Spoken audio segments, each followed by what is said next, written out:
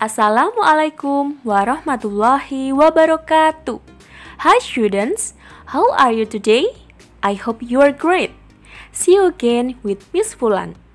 In this video, we are going to learn about narrative text and WH question. Chapter 1. Once upon a time. Adapun tujuan pembelajaran pada video hari ini yaitu siswa mampu mengidentifikasi struktur teks naratif dan pertanyaan 5W1H dalam bahasa Inggris. Okay students, when we talk about narrative text, what the first thing on your mind? Is it the story about legend, fairy tale, folklore, or fable? Yes, all of them are the example of narrative text. Jadi, semua cerita imajinasi merupakan contoh dari teks naratif.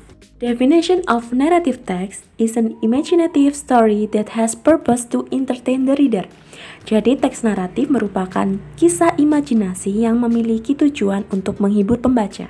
Kisah pada teks naratif ini memiliki serangkaian kejadian yang saling berhubungan satu sama lain. Some of narrative texts have moral value in the end of the story. Biasanya, teks naratif ini memiliki nilai moral yang diletakkan pada bagian akhir cerita.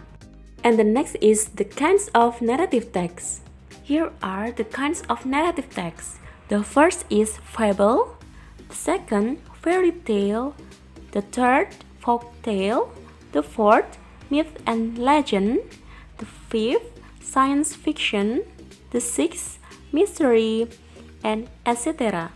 Now, I will show you the structures of narrative text.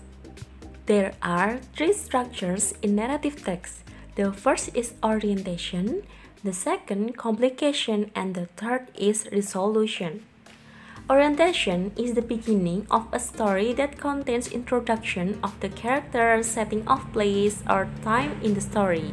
Orientation merupakan bagian awal dari cerita yang mengenalkan karakter, setting tempat, ataupun waktu di dalam cerita tersebut.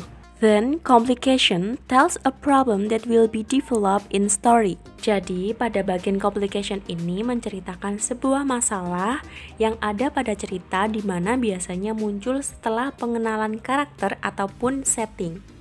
The last structures is resolution. Resolution is the end of the story where the problem has solved. Pada bagian ini biasanya masalah sudah selesai dan merupakan akhir dari cerita. Now let's move on to the example of narrative text. The title is The Boy Who Shot at Wolf. Orientation. One day, there was a shepherd boy that was looking after his sheep nearby a village. Complication. Suddenly, he ran to the village while shouting loudly, "Wolf!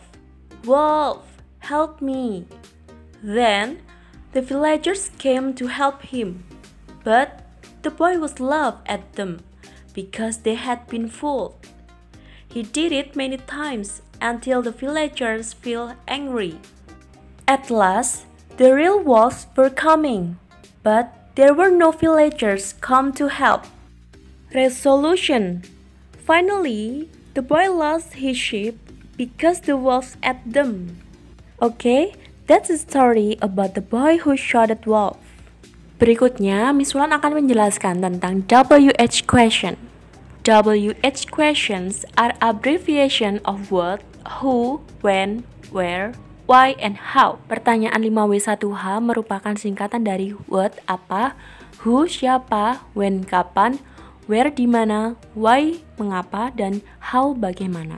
Pertanyaan 5W1H ini memudahkan dalam tanya jawab di mana memiliki tujuan yang jelas dan tertata. Now, I will explain about WH question. The first is what. What is used to ask a name, thing, purpose, or action. The second is who. Who is used to ask someone's name or subject in the story. The third is when. When is used to ask about time of an event. The fourth is where. Where is used to ask a place of an event. The fifth is why. Question why is used to ask about reason. And the last is how. how is used to ask the process of event or the numbers of something.